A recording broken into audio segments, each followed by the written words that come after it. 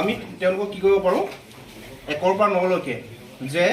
balance কৰিব পাৰি কেই ঘৰ যায় এতিয়া 9 হ'লে কি হ'ব ইয়াত আমি কি দিলোঁ 9 প্ৰথম আমি ক্লাছ 1ৰটো চাইছোঁ দেই জাষ্ট 9 পিনে যদি দিবলগীয়া হয় তাৰ বেলেঞ্চিং কৰিবলৈ কেইটা ঘৰ আছে হিচাপ কৰিলে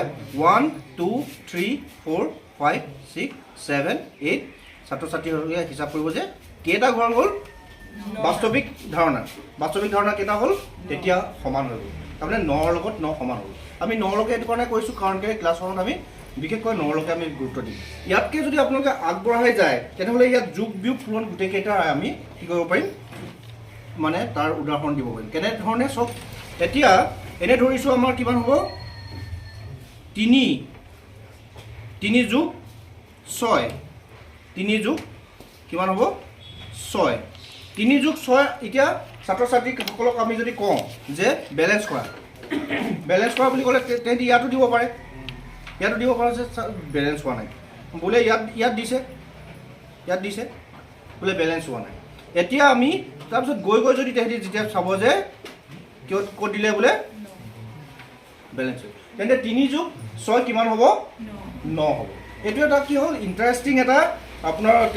মানে তেহেঁতৰ মানে যে আমি যোগটো কৰিলোঁ তেহেঁতি লিখাৰ পাছত পৰিমাণিনো কেনেকৈ সঁচাকৈ হয় এই বস্তুটোৱে যে বেলেঞ্চিংটোৱে তেহেঁতক কি দিব তেওঁলোকক কি দিব এটা মানে সন্তুষ্টি দিব বা হেৰি দিব প্ৰমাণটো হেৰি কৰিব আচ্ছা এতিয়া আমি চাওঁ কেনেকৈ পূৰণ কৰিব পাৰে পূৰণ কৰাটো একেবাৰে সহজ আমি জানো যে যোগৰ বাৰে যোগটোকে কি পূৰণ হয় এতিয়া ধৰি লওক আমাৰ 3টা বা 4টা ধৰিছোঁ এতিয়া 3 কেইটা দিলোঁ 3 পাত কেইখিলা 1 খিলা 3টাকৈ 1 খিলা তাৰপিছত আকৌ 3টাকৈ 2টা 3টাকৈ 3টাতকৈ বেছি দিব নোৱাৰোঁ আমি কাৰণ কেলৈ ইয়াৰ এটা হেৰি আছে এতিয়া বেলেঞ্চ কৰা যদি বেলেঞ্চ কৰি ক'ত যাবগৈ ক'ত দিব লাগিব 9 চব তাৰমানে 3 গুণ কিমান হয় আৰু 3 যোগ 3 কিমান হয় 9 এইটো পূৰণ আৰু যোগৰ এটা ধুনীয়া এটা মানে উদাহৰণ আপোনালোকে দিব পাৰে ধৰিব পাৰিছে এতিয়া বিয়োগৰ ক্ষেত্ৰত আমি যাওঁ বিয়োগৰ ক্ষেত্ৰত হ'লে কি হ'ল 6 পৰা আমি কিমান বিয়োগ কৰিলোঁ 4 বিয়োগ কৰিলোঁ 6 পৰা 4 বিয়োগ কৰিলে এতিয়া কিমান হ'ব তাৰমানে ইয়াত এতিয়া আমি যদি দিওঁ তেওঁলোকে ইয়াত দিব পাৰে বেলেঞ্চ হোৱা নাই নহয়নে বাৰু তেনেকৈ বেলেঞ্চ হৈ লাষ্টত চাব যে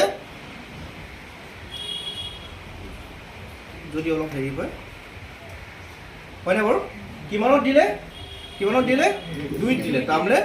6 পৰা 4 বিয়োগ হ'লে 2 হয় তাত বেলেঞ্চ হৈছে চ' সেই মানে বিয়োগৰ আমি ধাৰণাটো ইয়াত দিব পাৰোঁ বিয়োগ যোগ বিয়োগ পূৰণ